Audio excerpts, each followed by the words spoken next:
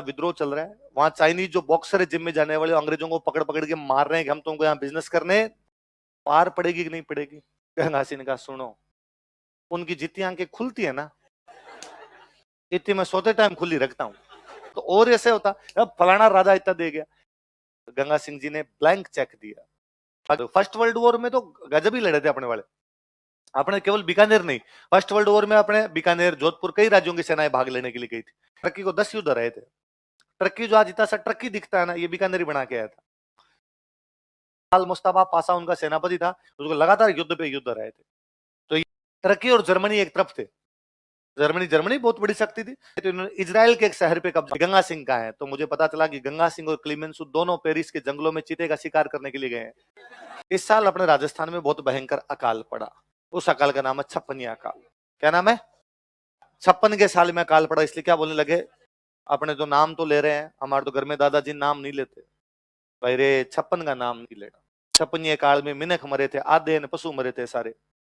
इतना भयंकर अकाल पड़ा कि आदमी मर गए आधे, पशुओं को खाने के लिए कुछ मिला नहीं, इसलिए पशु मर गए। पूरे भारत में हाहाकार मचा था, अपने ज्यादा था।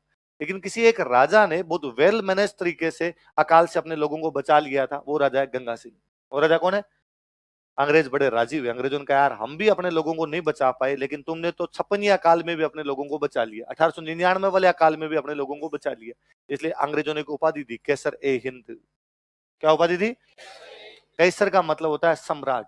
जर्मन शब्द है कैसर। कैसर का मतलब क्या होता है? सम्राट। कैसर ए हिंद मतलब हिंदुस्तान का। हिंदुस्तान के राजाओं में तू सबसे अच्छा राजा है जिसने अकाल में अपने लोगों को बचा लिया। कौन से अकाल में? क्यों कहते हैं 56 अकाल उसको? क्योंकि हमारे कैलेंडर में क्या चल रहा था? 1956। अंग्रेजों वाले में कैसर ए हिंद की उपाधि दी थी।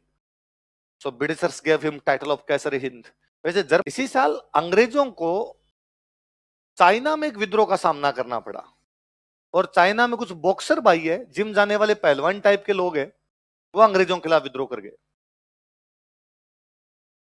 अंग्रेजों ने गंगा सिंह को कहा गया, गंगा सिंह चाइना में हमारे खिलाफ विद्रोह चल रहा है, वहां चाइनीज जो बॉक्सर है जिम में जाने वाले अंग्रेजों को पकड़ पकड़ के मार रहे हैं कि हम तुमको यहाँ बिजनेस करने, तुम देख सकते हो थोड़ा मैटर। इसने कहा क्या दोगे मुझे? अंग्रेजों को रुपए देंगे। अकाल का टाइम, रुपए की आवश्यकता, तो रुपए दोगे चले जाएंगे, तुम कहोगे वहां लड़ने के लिए चले जाएंगे। अंग्रेजों का पर देख लेना, बॉक्सर है, पार पड़ेगी कि नहीं पड़ेगी। गंगा सिंह ने कहा सुनो, उनकी जितनी आंखें खुलती है ना, इतनी मैं सोते टाइम खुली रखता हूं।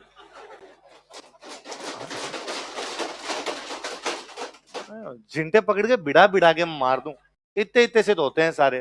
गंगा सिंह की हाइट खुद की 6.5 से ज्यादा थी। तो मैं मारू इनको पकड़ पकड़ के, इनको एक कोई पास नहीं आने दूं। और ढंग से पिटा चाइनीज को, त्राहिमाम त्राहिमाम कराया। अंग्रेजों ने चीन युद्ध पदक दिया। क्या दिया? China war medal. चाइना का युद्ध अंग्रेजों की तरफ से कोई जीत गया तो कौन जीत गया? इसका मतलब अंग्रेजों के साथ रिश्ते अच्छे हैं भाई। तो अब ब्रिटेन जाते आते वहां से तो पता चला कि यार अंग्रेजों के राजा तो होता है, लेकिन राजा के नीचे संसद होती है। राजा के नीचे क्या होती है? क्राउन तो है, क्राउन बैठा है, लेकिन उसके नीचे क्या है? संसद। और संसद में सारे लोग किसके होते हैं? जनता। किसके लोग होते हैं? तो राजा ने कहा क्यों ना अपने नीचे भी एक संसद बनाई जाए। वो संसद में लोग कहां से लिए जाए? तो पहली बार भारत की किसी रियासत में कोई राजा संसद जैसा कोई कर गया था, तो वो राजा कौन है? संसद बनाते हैं, उसका नाम रखा गया प्रजा प्रतिनिधि सभा। अब संसद में कौन जाता है? अब संसद में कौन भाग लेता है?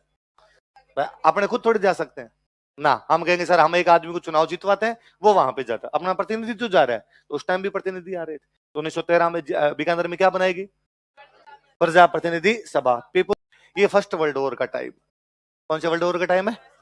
हमारे बनारस के अंदर एनी बिसेंट ने कॉलेज बनाया था, उसका नाम था बनारस हिंदू कॉलेज। क्या नाम था? किसने बनाया? Annie Besant. एनी बेसेंट जो कि खुद आयरलैंड की है। खुद कहां की है? इंडिया आ गई थी, एकदम हिंदुओं की तरह रहने लग गई थी, साड़ी वाड़ी पहनती, बिंदी बिंदी लगाती, सिंदूर लगाती, उस टाइप से रहती है एकदम। उसने बनारस में कॉलेज बना दिया, उसका नाम क्या था? बनारस हिंदू कॉलेज। ये बना के वो बहुत पहले चली गई थी। अब समय आया तो कहा गया कि यार 1898 का कॉलेज था, अब का इस कॉलेज को बनाते हैं यूनिवर्सिटी। क्या बनाते हैं? और अपने एक बंदे, उनका नाम है मदन मोहन मालवीय। क्या नाम है? मदन मोहन मालवीय ने कहा कि यार कॉलेज में छोटा पड़ रहा है यार, इसको क्या बना दिया जाए? विश्वविद्यालय बना दिया जाए, यूनिवर्सिटी बना दी जाए। अंग्रेजों का भाई साहब इतने पैसे, पैसे हम ले आएंगे, चिंता मत करो, तुम तो स्टाफ की थोड़ी व्यवस्था करवाना हमारे लिए, ठीक, मान्यता देना, बाकी तुम व्यवस्था करेंगे हमारी। क्या ठीक है, पैसे कहाँ से लाओगे? मालवीय जी ने कहा मैं देख लूंगा। अच्छा, भारत में पैसे कहाँ मिल सकते हैं? तो या तो राजा या सेठ साहूकार। तो गंगा वो मदन मोहन मालवीय ने लिस्ट बनाई, कौन सा सेठ देगा, कौन सा राजा देगा, सबके पास डन डन, जितने श्रद्धा अनुसार पूरे भारत ने दिए भाई। यूं कहते कहते कहते कहते लास्ट में चले गए बीकानेर।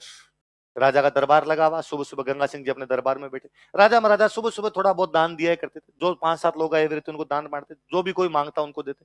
लोगों की ऐसी चीजें होती, भाई बरसात हुई, फसल खराब हो गई, हमारा तो अनाज ही नहीं बचा, ये ले लो, गाय मर गई हमारे, ये ले जाओ, झोंपड़ा उठ गया, झोंपड़े के पैसे दे दिए, किसी कंबल दे दिए, इस प्रकार राजा दान करते सुबह।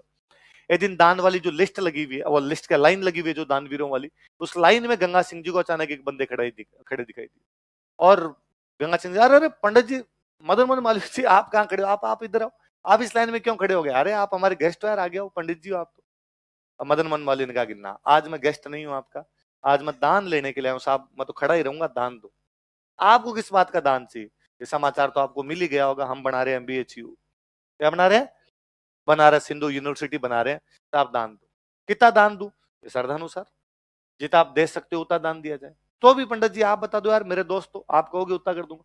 आप देख लो, अलवर वालों ने 4 लाख रुपए दिए हैं, बीकानेर वालों ने 5 लाख रुपए, जयपुर वालों ने 5 लाख रुपए दिए, अब श्रद्धानुसार आप दे दो। और जो भी अपने घर पे दान लेने के लिए आता है उसी प्रकार भड़काता है।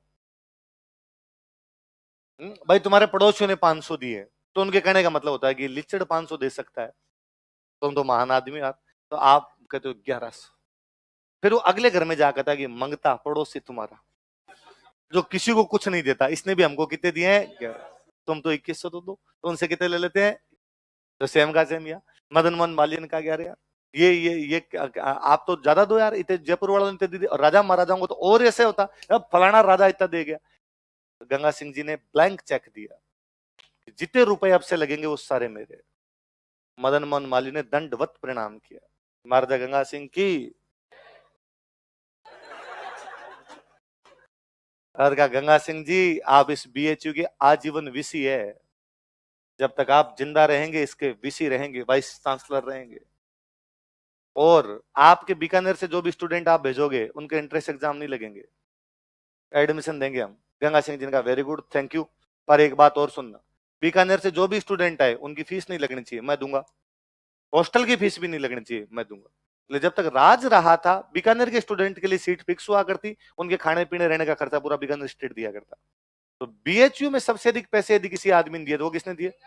देश आजाद हुआ ना अपना, देश आजाद हुआ तो अपने जो भी राजा महाराजा थे उन्होंने अपनी जो भी सेनाएं थी भारत सरकार को दे दी। राजा भारत में मिल गए, राजा भारत में मिले तो अपनी सेनाएं किसको दे दी? भारत सरकार। भारत सरकार ने गंगा रिसाला को लेकर इंडियन आर्मी में शामिल कर लिया, और इंडियन आर्मी के अंदर एक बटालियन बना दी गई, 13 ग्रेनेडियर्स। कौन सी बटालियन है? 13 ग्रेनेडियर। जो 13 ग्रेनेडियर है वो कौन सी सेना आपकी? गंगा। पर भारत सरकार ने तब कहा कि नहीं भाई साहब, हम सैनिकों को तो ले लेंगे, ऊंटों का क्या करेंगे? ऊंट ले जाओ और घर ले जाओ तुम्हारे, इसलिए ऊंटों को तो घर भेज दिया और सैनिकों को इंडियन आर्मी में शामिल कर लिया। 1965 में पाकिस्तान के साथ लड़ाई होती, पाकिस्तान के साथ लड़ाई होती तो पाकिस्तान जैसलमेर बॉर्डर से हमला करता है, तब भारतीय सेना को समझ में आएगी ऊंट जरूरी है, यहाँ पर बिना ऊंटों के पार है। इसलिए 65 के युद्ध के बाद भारतीय सेना के अंदर एक ऊंटों वाली सेना बनाएगी, बीएसएफ। क्या बनाएगी? बीएसएफ बनाएगी, बॉर्डर सिक्योरिटी फोर्स है, तो बीएसएफ वाले अपने पास क्या रखते हैं? ऊंट। तब किसी ने बताया कि साहब यहाँ तो पहले राजाओं के पास ऊंटों वाली थी, और बीकानेर के राजा के पास पहले से ऊंटों वाली थी, आपने ऊंट भेज दिए थे, इसलिए बीएसएफ में एक टुकड़ी का नाम रखा गया बीकानेर कैमल कॉप्स। क्या नाम रखा गया? बीकानेर वालों के कैमल थे पहले, तो उनके नाम पे ट्रिब्यूट दिया जाए, एक सेना बनाई जाए, इसलिए क्या बनाएगी? बीकानेर। तो ये जो बीएसएफ में ऊंट वाला जो सिस्टम है, ये कहां से प्रेरित है? याद रहेगी, मोटी मोटी बात आपकी लिखना नहीं हो। मैं और बताता हूँ, फर्स्ट वर्ल्ड वॉर में तो गजब ही लड़े थे अपने वाले, अपने केवल बीकानेर नहीं, फर्स्ट वर्ल्ड वॉर में अपने बीकानेर, जोधपुर, कई राज्यों की सेनाएं भाग लेने के लिए गई थी। कहते फर्स्ट वर्ल्ड वॉर में बीकानेर को तो अंग्रेजों ने बुलाया नहीं था, अंग्रेजों ने राजाओं को कहा था भाई सेना लेके आओ, पर बीकानेर को कहा ही नहीं। गंगा सिंह ने खुद ने अंग्रेजों के पास मैसेज किया कि यार मैं भी लड़ना चाहता हूँ वर्ल्ड वॉर के अंदर, तो अंग्रेजों ने कहा आ जाओ तुम यहाँ यूरोप में लड़ने के लिए आ जाओ। तो यहाँ से यूरोप चले गए लड़ने के लिए, वहां जाके अंग्रेजों को कहा कि हाँ भाई बताओ कहाँ लड़ना है, तो अंग्रेजों ने कहा भाई तू तो बैठ जा और सेना को भेज दे लड़ने के लिए। तो राजा ने कहा मैं क्यों बैठूं, मैं लड़ूंगा जाके। कहा नहीं नहीं, हमारे रूल है कि राजा और राजकुमार लड़ते नहीं है, सेना के साथ तो आते हैं, एकदम बाकायदा सूटेड बूटेड वैसे आर्मी के कपड़े पहन के आएंगे, लेकिन खुद जाके लड़ेंगे। तुम्हारे होता होगा, मैं लड़ूंगा, या तो मैं लड़ूंगा या सेना भी नहीं लड़ेगी। फिर अंग्रेजों ने किसी एक बंदे को छूट दी थी कि तू भी जाके लड़ सकता है, वो बंदा कौन था? फिर ट्रकी भेजे लड़ने के लिए। कहाँ उतारी सेना को? ट्रकी को। 10 युद्ध रहे थे। ट्रकी जो आज इतना सा ट्रकी दिखता है ना, ये बीकानेर बना के आया था। पहले टर्की बहुत बड़ा देश था। ये ईरान, इराक, अरब, सीरिया, लेबनान, लीबिया, ये सारे के सारे किसके अंडर आते थे? टर्की। टर्की एम्पायर था यार, ओटोमन एम्पायर था पूरा का पूरा। उस एम्पायर को पूरा ही तोड़ दिया था। जमाल मुस्तफा पासा उनका सेनापति था, उसको लगातार युद्ध पे युद्ध रहे थे। तो ये अपने बीकानेर इधर टर्की में लड़ गया। टर्की और जर्मनी एक तरफ थे। जर्मनी बहुत बड़ी शक्ति थी। जर्मनी ने लंदन को खूब उस बम मारे थे उस युद्ध के अंदर। तो जब टर्की और जर्मनी एक तरफ थे तो इन्होंने इजराइल के एक शहर पे कब्जा कर लिया था। उस शहर का नाम था हाइफा। क्या नाम था? इजराइल का एक शहर है हाइफा, उस पे दो देश कब्जा करके बैठ गए। कौन कौन? जर्मनी और टर्की। इंग्लैंड को छुड़वाना है वो। तो इंग्लैंड ने अपने 3 राजाओं को कहा कि अपनी सेना भेजो और सेना भेज के हाइफा आजाद करवाओ। क्या आजाद करवाओ? हाइफा कहां पड़ता है? इजराइल। इसलिए 3 राजाओं की सेना उतारी गई, जोधपुर, हैदराबाद, मैसूर। किस किस की सेना? हैदराबाद के राजा की सेना, मैसूर के राजा की सेना और जोधपुर के राजा की सेना। क्या आजाद करवाने के लिए? किसकी तरफ से? अंग्रेजों। और उधर कौन कौन है आपके सामने? जर्मनी और टर्की। खूब हथियार वथियार लेके बैठे हुए। अंग्रेजों ने जब सेना भेजने लगे तो हैदराबाद को स्टैंड बाई कर दिया कि हैदराबाद एक बार रुक जाओ, 2 लड़ने के लिए जाओ, जोधपुर और मैसूर। और इनकी पार नहीं पड़ी तो बाद में किसको भेजेंगे? हैदराबाद। तो हैदराबाद को रख लिया, 2 सेनाएं भेज दी। कौन कौन सी? जोधपुर और मैसूर। अब था इनमें पहले कौन जाएगा? हरावल कौन जाए? पहले कौन लड़े बाद में कौन लड़े? तो जोधपुर वालों का तुम पहले लड़ो, तुम यदि जीत जाओगे तो ठीक है, तुम्हारी पार नहीं पड़ेगी तो कौन जाएगा? मैसूर। मैसूर किससे भी पार नहीं पड़ी तो बाद में कौन जाएगा? जोधपुर अकेला जर्मनी टर्की को हरा देता है।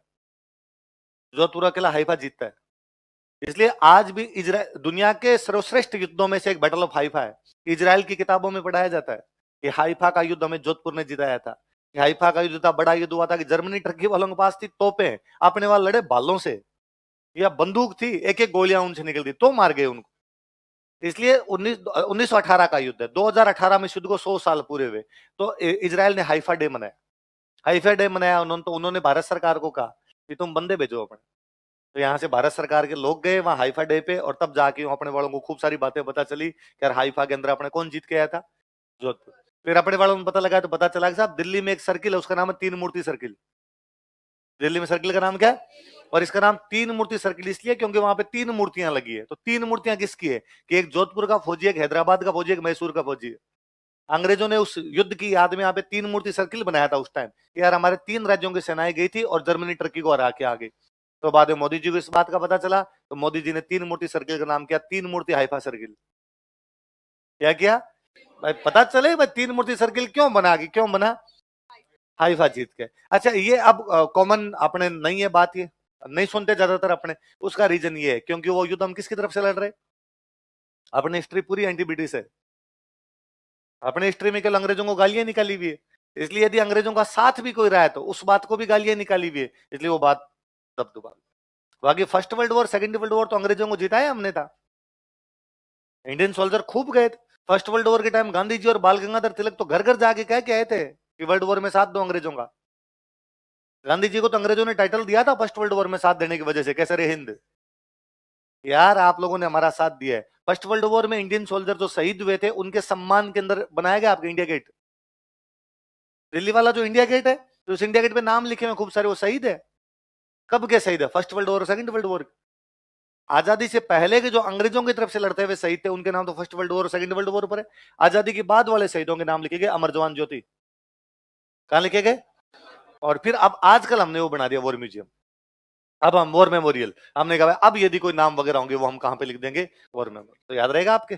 फर्स्ट वर्ल्ड वॉर खत्म होता है 1918। कब समाप्त होता है?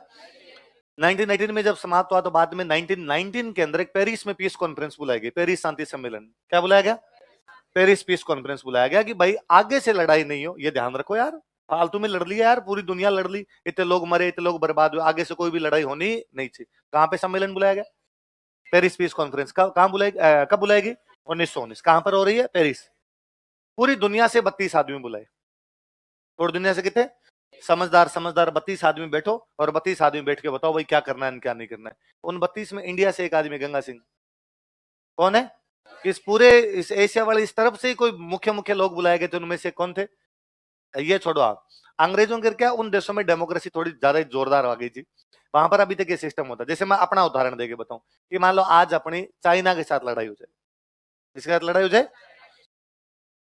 तो फिर जैसे इंग्लैंड का यदि किसी के साथ ऐसी लड़ाई हुई, जैसे अपनी चाइना के साथ लड़ाई हुई, तो फिर अपने सरकार किसकी? बीजेपी की। पर युद्ध के टाइम में पूरा देश मिलकर सरकार बनाएगा, तो बीजेपी कांग्रेस मिलकर सरकार बना लेगी। कांग्रेस के भी कुछ मंत्री बनाओ, सारे लोग मिलजुल के दूसरे देश के खिलाफ लड़ेंगे। अकेले कोई पार्टी की लड़ाई नहीं है, किसकी लड़ाई है? देश। तो जो फर्स्ट वर्ल्ड वॉर हुआ तो ब्रिटेन में जितनी पार्टियां थी उन्होंने मिलकर सरकार बना ली, और पार्टी गवर्नमेंट होती है। क्या बोलते हैं? ऑल पार्टी गवर्नमेंट, सभी पार्टियों की क्या होगी? गवर्नमेंट। तो उसमें मंत्री थे गंगा सिंह। कोई नॉन व्हाइट मेंबर जो बनाया गया, जो काला आदमी उसके अंदर मंत्री बनाया गया, वो कौन थे? बाकी सब ब्रिटिश थे, तो गोरे गोरे थे। एक किसी काले को बनाया गया था, तो किसको बनाया गया था? एक मात्र एस सदस्य जो मंत्री बनाए गए वो कौन थे? पर इससे भी ज्यादा वो याद रखना हमेशा कि पेरिस शांति सम्मेलन में किस राजा को बुलाया गया था? तो किसको बुलाया गया? लंदन के अंदर एक म्यूजियम, उस म्यूजियम का नाम है वॉर म्यूजियम। क्या नाम है? जितने 32 लोगों ने भाग लिया उनकी मूर्तियां लगी हुई। उन 32 लोगों की मूर्तियां, बड़े बड़े आदमी थे। अमेरिका का राष्ट्रपति आया था इसमें, वुडरो विल्सन। कौन आया था? आप में से कितने लोग हैं जिनका सब्जेक्ट ये रहा आपका पब्लिक एडमिनिस्ट्रेशन, पबेड सब्जेक्ट रहा? एक, केवल एक।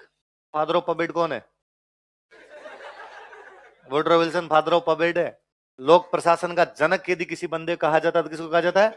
Woodrow Wilson. Woodrow Wilson America का राष्ट्रपति था, वो इसके अंदर आया हुआ था।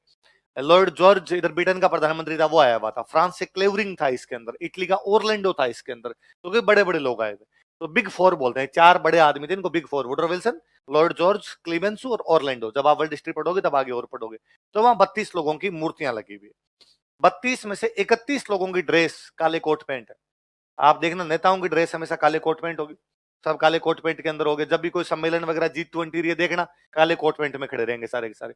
तो 32 में से 31 जो ड्रेस है वो काले कोट पैंट के अंदर है। एक जो ड्रेस है उसने खाकी कपड़े पहन रखे हैं, फौजियों वाले। एक जो बंदा, उसने फौजियों की ड्रेस होती है अपने खाकी, और सिर पे बांध रखा है साफा। तो कि आज भी जो कोई वॉर म्यूजियम में आता है वो पूछता है कि भाई साहब इस आदमी की ड्रेस अलग क्यों है, और इसने सर पे क्या बांध रखा है? कि उसको बताना पड़ता है कि यार ये फौज का जनरल था। भाई फौज भी तो लड़ रही, गंगा सिंह लड़े तो उसमें बीकानेर का जनरल हो गया अपने आप, ये फौज का जनरल था। तो अगला बंदा फिर सवाल पूछता है कि जनरल जो होते हैं युद्ध में भाग लेते हैं, संधि करने के लिए नेता आते हैं। युद्ध में कौन भाग लेते हैं? जनरल। संधि करने के लिए कौन आते हैं? हम पढ़ते हैं भाई 71 का वॉर हुआ। 71 का वॉर पाकिस्तान से बाद अपने थल सेनाध्यक्ष कौन थे? सैम मानेकशॉ। कौन थे?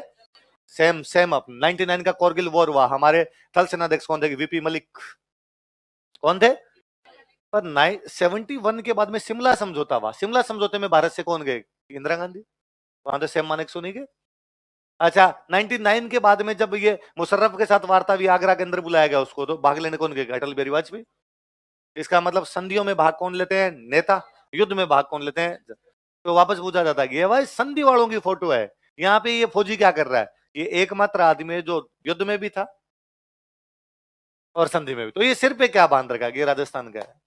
ये सर पे क्या बांध रखा है? तो मतलब उस पेरिस शांति सम्मेलन में बैठे थे तो क्या बांध के बैठे हुए थे? साफा बांध के। वो फौजी वाली ड्रेस में बैठे हुए थे, तो बाद में उन्होंने वैसा ही मूर्ति लगा दी वहां पे। तो याद रहेगा पेरिस शांति सम्मेलन। अच्छा, और सुनो, अभी मान लो दुनिया में देश लड़ते हो, तो ये लड़ाइयां सुलझाने का काम कौन करता है? यूएनओ। कौन करता है? यूएनओ करता है, संयुक्त राष्ट्र संघ जिसको आप कहते हो। यूएनओ बना सेकंड वर्ल्ड वॉर के बाद। कब बना? फर्स्ट वर्ल्ड वॉर के बाद जो संगठन बना था उसका नाम था राष्ट्र संघ। क्या नाम था? League of Nations. League of Nations, राष्ट्र संघ। सेकंड वर्ल्ड वॉर के बाद बनाया गया संयुक्त राष्ट्र संघ। फर्स्ट वर्ल्ड वॉर के बाद बना था राष्ट्र संघ। ने ढंग से काम नहीं किया इसलिए सेकंड वर्ल्ड वॉर हो गया। इसलिए सेकंड वर्ल्ड वॉर के बाद में राष्ट्र संघ को तो भंग कर दिया गया, क्या बना दिया गया? संयुक्त राष्ट्र संघ। आई बात समझ? अच्छा, राष्ट्र संघ में मेंबर कौन कौन बनेंगे? तो अंग्रेजों ने कहा इंडिया को मेंबर बनाओ इसमें। अंग्रेजों ने कहा किसको मेंबर बनाओ? तब अपने को इंडिया नहीं बोलते, तब अपने को बोलते ब्रिटिश इंडिया। क्या बोलते? तो अंग्रेजों का एक मंत्री ये नाम लिखवाने के लिए गया कि यार इंडिया का भी नाम लिखा जाए। अंग्रेजों की तरफ से जो मंत्री नाम लिखवाने के लिए गया, उस मंत्री का नाम था मॉन्टेग्यू। क्या नाम था? कभी मॉन्टेग्यू, चम्सफोर्ड, सुधार ऐसे पढ़े आपने? वो जो मॉन्टेग्यू ब्रिटेन का मंत्री है, वो इंडिया का नाम लिखवाने के लिए गया। वहां नाम लिखने वालों में अमेरिका का राष्ट्रपति वुडरो विल्सन, क्लीमेंसू जो फ्रांस वाला था, वो सारे बैठे हुए। और वहां जाके मॉन्टेग्यू ने कहा भाई लिखो ब्रिटिश इंडिया। ये क्या है? ब्रिटिश इंडिया क्या है साहब? एक हमारी कॉलोनी। अंग्रेज जहां पे कब्जे करते हैं उन देशों को क्या बोलते हैं? कॉलोनी। एक हमारी कॉलोनी है और वहां पर हम राज करते हैं, उसका है। उनका हमने नहीं सुना ऐसा कोई देश। अरे है साहब, देश है, एडमिनिस्ट्रेशन है हमारा, वहां पे नाम लिखो यार आप। उन्होंने नाम लिखने से मना कर दिया। ऐसे तो कोई आ जाएगा आनिया बानिया, किस किस के नाम लिखे रहे तुम्हारे? मोन्टेग्यू होटल वापस आया तो मोन्टेग्यू अपनी डायरी में लिखता है कि मुझे गंगा सिंह मिले और गंगा सिंह ने पूछा भाई मोन्टेग्यू क्या हुआ, इंडिया का नाम लिखा कि नहीं लिखा? तो मैंने गंगा सिंह को मना किया, भाई इंडिया का नाम तो नहीं लिखा। तो उसने पूछा क्यों नहीं लिखा, तो मैंने बताया कि यार वो वुडरो विल्सन और क्लीमेंसो मानने के लिए तैयार ही नहीं है कि इंडिया नाम का देश है। तो गंगा सिंह ने कहा कि मैं ट्राई करके देख लूं। तो मोंटेग्यू ने कहा लिखेंगे तो है नहीं, और फिर भी आज मैंने बेइज्जती कराई है, कल तू करा ले, मैं तेरी नहीं बताऊंगा, तू मेरी मत बताना। मोंटेग्यू अपनी डायरी के अंदर लिखता है कि दूसरे दिन गंगा सिंह वहां पे नाम लिखवाने के लिए गए। मुझे नहीं पता उन्होंने क्या बोला क्या नहीं बोला, लेकिन 1 मिनट के बाद गंगा सिंह वहां साइन कर रहे थे। मैंने देखा कि साइन करने के बाद गंगा सिंह ने क्लेमेंसो से हाथ मिलाया, कई देर तक वो हाथ पकड़ के दोनों खड़े रहे थे। इंडिया का नाम उस लिस्ट के अंदर लिख दिया गया था। अगले दिन सुबह जब मैं होटल में उठा तो मैंने पूछा कि गंगा सिंह कहाँ है, तो मुझे पता चला कि गंगा सिंह और क्लेमेंसो दोनों पेरिस के जंगलों में चीते का शिकार करने के लिए गए हैं। क्लीमेंसो को पटाया, तेरे को चीता मारना सिखाऊंगा, नाम लिख ले इधर अपना। तो पेरिस शांति सम्मेलन की कई घटनाएं हैं। तो 1919 में पेरिस शांति सम्मेलन हुआ, अपना कोई राजा गया, तो कौन गया था? राजाओं ने अंग्रेजों का साथ दिया फर्स्ट वर्ल्ड वॉर में। इसलिए अंग्रेजों ने 1921 के अंदर अपने भारत के राजाओं का एक संगठन बनाया कि सारे राजा महाराजा मिलकर एक संगठन बना लो। उस संगठन का नाम था चैम्बर्स ऑफ प्रिंसेस। क्या नाम था? Chambers of princess. प्रिंस का एक चैम्बर बना दिया। ये बनाने वाला, चैम्बर्स ऑफ प्रिंसेस बनाने वाला अंग्रेजों का एक गवर्नर जनरल, उस गवर्नर जनरल का नाम है चैम्सफोर्ड। क्या नाम है? चैम्सफोर्ड भारत का गवर्नर जनरल है। और उसने कहा भाई राजा महाराजा सारे मिलकर अपना एक संगठन बना लो, फिर राजा को कोई काम हो तो संगठन के माध्यम से हमें बता दो। अब एक एक राजा आता है, बीकानेर का राजा अलग आता है, हैदराबाद का अलग आता है, पटियाला का अलग आता है, भरतपुर के अलग आते हैं। फिर जो काम हो, पहले तुम तुम्हारी मीटिंग कर लो, जो जो काम हो हमें बता दो, हम तुम्हारे काम वो कर देंगे। तो चैम्बर्स ऑफ प्रिंसेस किसके द्वारा बनाया गया? इसके द्वारा, चैम्सफोर्ड। कब बनाया गया? अच्छा, ये जो चैम्बर्स ऑफ प्रिंसेस था, इसका अध्यक्ष जो था वो तो हमेशा के लिए बना दिया गया गवर्नर जनरल। जो भी गवर्नर जनरल होगा वो इसको क्या होगा? अध्यक्ष। और एक राजा को बनाएंगे चांसलर। क्या बनाएंगे? ये चेंज होता रहेगा। गवर्नर जनरल, तो जो गवर्नर जनरल आएगा वो अध्यक्ष पक्का हो गया। चांसलर एक बार कोई राजा, एक बार कोई राजा, एक बार कोई राजा। तो इसका जो पहला चांसलर बनाए गए थे गंगा सिंह, वो क्या थे? अब भाई गंगा सिंह जी चांसलर रहे, 21 से आ गया 26। क्या गया?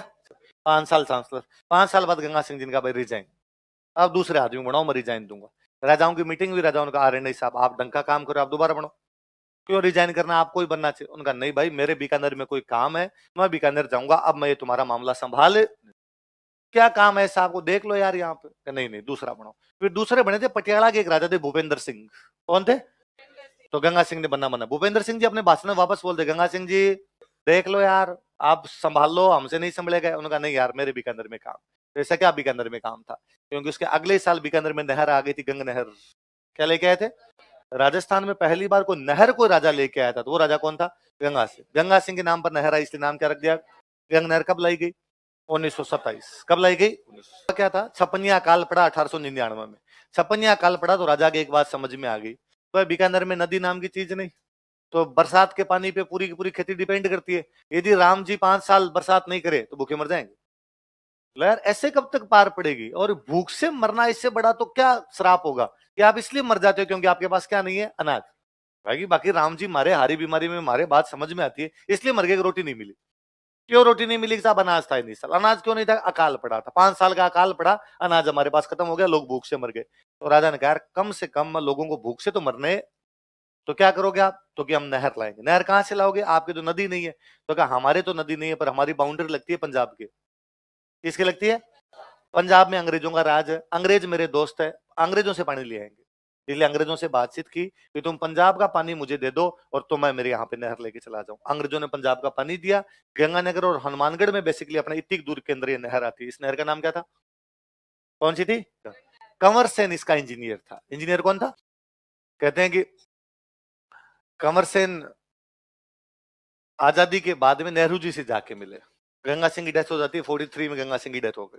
नेहरू जी से जाके मिले, नेहरू जी को जाके कहा साहब हमारे राज्य के पास ज्यादा पैसा भी नहीं था। भाई जब खेती नहीं होती टैक्स है किस बात का? तो राज्य के पास ज्यादा पैसा भी नहीं था, अंग्रेजों का राज था। फिर भी हमारे राजा ने रानियों के गहने गिरवी रख के अंग्रेजों से बात करके नहर ले आए थे। सर अब तो भारत में ही पंजाब पड़ता है, भारत में ही राजस्थान पड़ता है, क्यों ना पंजाब का पानी राजस्थान को दे दिया जाए, एक और बड़ी नहर बनाई जाए ताकि राजस्थान के लोगों के पेयजल की समस्या, फसल की समस्या दूर हो। इसलिए नेहरू जी बाद में नहर लेके राजस्थान नहर। क्या लेके? तो राजस्थान नहर का भी इंजीनियर जो बनाए गए थे वो कौन थे? 1983 के आसपास में इंदिरा गांधी का राजस्थान का दौरा था। उस दौरे के बाद में राजस्थान नहर का नाम बदल के कर दिया गया इंदिरा गांधी। क्या कर दिया गया? इसलिए याद रखने वाली बात यह है कि गंगा नहर अलग है, इंदिरा गांधी नहर अलग है।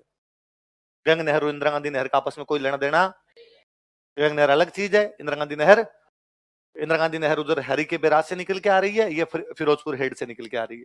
ये केवल आपकी गंगानगर और हनुमानगढ़ तक है, इंदिरा गांधी नहर ठेठ आगे जैसलमेर तक चलेगी, वहां तक चलेगी, है ना। ये मैं इसलिए बता रहा था क्योंकि कई बार व्हाट्सएप पर मैसेज आता है, देखिए कांग्रेस की काली करतूत, बदल दिया गंगा नहर का नाम, खुद ने कुछ नहीं किया तथा गंगा नहर का नाम बदल कर दिया इंदिरा गांधी नहर। बनाई थी राजा ने, नाम इंदिरा गांधी ना, उस नहर का नाम राजस्थान नहर है, जिसका कांग्रेस ने बदल के क्या किया था।